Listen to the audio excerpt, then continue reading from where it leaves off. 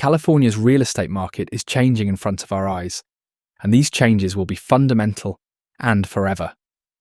The wildfires in Los Angeles caused destructions never seen before and are triggering the beginning of a frenzy in house prices. Let's get right into it. House prices in Los Angeles have always been expensive and increased steadily over the years. The average home is worth almost $1 million.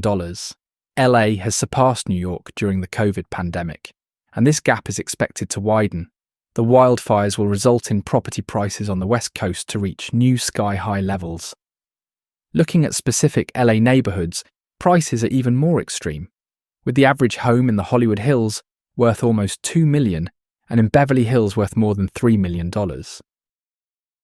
Why would house prices increase even further after the fires? This follows simple economics. Prices go up when supply is going down or demand is going up. In the case of the Los Angeles wildfires, we have both. Supply is going down as the fires have damaged more than 12,000 structures, and there was already a low inventory of houses to begin with. There are just not as many places to live in anymore. Demand is going up at the same time as there are a lot of people who lost their homes and need a place to live now. There are a lot of wealthy people who have money to spend and can afford to pay high prices, and the supply of houses is not expected to bounce back anytime soon. Rebuilding homes in California can take years due to complex regulations and approval processes, acting like a barrier to construction. Getting a permit in Los Angeles before the fires already took years to obtain. Now there will be thousands of applications that will be filed, creating additional backlog. Also, if thousands of homes are getting rebuilt at the same time, building materials like concrete and lumber, as well as labour, might result in nationwide shortages and increase prices further. In the meantime, landlords are taking advantage of the situation and are putting the few available units up for rent, and they charge a hefty premium. Because people are desperate to find a new place, and because they expect insurance companies to be footing the bill. There are horror stories of landlords who more than doubled rent for their listings, ignoring laws by the state of California that the price of housing cannot be increased by more than 10% after a state of emergency has been declared.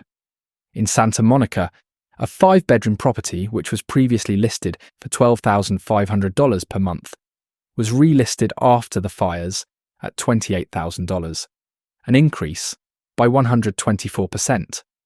In Bel Air, a 10,000 square foot mansion was listed at $29,500 per month before the fires, just to reappear at $39,000 per month after the fires. But it's not just the high-end properties where renters are being taken advantage of. Even for smaller, more affordable properties, prices are soaring. In the Woodland Hills, a 2-bedroom home that was listed at $3,900 before the fire is now priced at $5,900. What does that mean for the different LA neighborhoods? In the higher-risk, suburban areas like the Pacific Palisades, Santa Clarita Valley, Bel Air or Malibu, we will see lower-income and middle-income families get pushed out by higher cost for insurance, together with stricter building codes that will result in higher cost for construction. In the lower-risk, urban areas around downtown Los Angeles, we will see increased demand, which will drive up prices. It will become a trade-off. To avoid the high insurance prices, you have to move into lower-risk areas, where you will pay higher mortgages for the increased property prices. Generally, there will be a shift away from owning your property to renting. Thousands of new renters have entered the LA real estate market. Some are looking to rent short-term to have a place for their families until they figure out a long-term solution where they want to go from here. Others are looking to rent medium-term for 2 to 3 years until their houses are rebuilt. But there is a third category of people that do not want to wait that long. They do not want to rebuild their houses and instead sell their land and buy houses elsewhere. After all, why do you want to commit to an area that will take a decade to rebuild infrastructure, schools, restaurants or grocery stores, and to have a community feel again? This could result in a major shift to large-scale investors and corporations who have the money to snap up multiple empty lots and rebuild entire neighborhoods and start selling them in a few years down the line at insane markups. Let's take a closer look at the scale of the damages. We are witnessing one of the most expensive natural disasters in history. Estimates put the economic loss of the LA wildfires up to $150 billion, which would make this the fifth most expensive in history, just behind the nuclear disasters in Chernobyl and Fukushima and the earthquakes in Kobe and Turkey, and ahead of Hurricane Katrina, Harvey and Ian in the United States. The LA wildfires have magnified California's insurance crisis as homeowners face billions of losses. This will impact future insurance premiums, which are expected to skyrocket. Already, purchases of new homes in LA have been falling through because people realise that their fire premiums were twice as much as their monthly mortgage. If you can get an insurance at all. In the past, California limited the premium that insurance companies can charge. What sounds like a good thing for homeowners turns out to be a nightmare. They cannot find anyone who is willing to provide them protection at these artificially low prices. Several insurance companies have already pulled out of the market due to limits on premiums they can collect.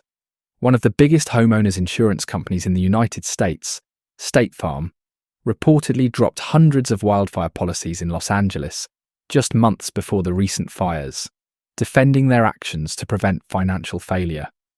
Their business model no longer makes sense.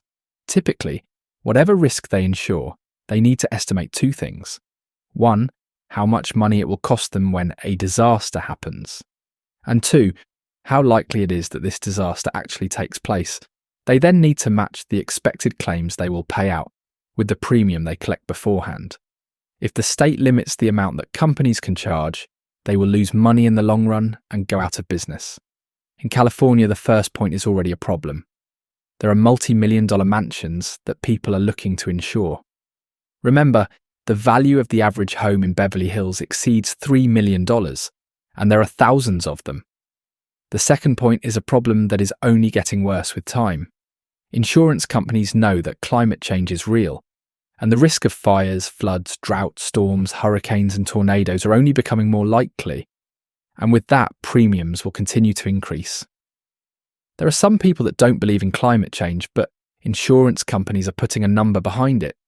You can quantify climate change through an increase in your premiums. What is the solution to all of this? You either remove the cap on insurance premiums, and people need to pay premiums that are aligned with the risks, or the state steps in and continues to offer insurance at the reduced rates. This means if the next disaster happens and actual costs are a lot higher, there is another government bailout for people who decided to live in these dangerous locations. If you enjoyed this video, I would be really happy if you press like and leave a comment. And if you want to see more content like this, please subscribe to my channel and turn on notifications.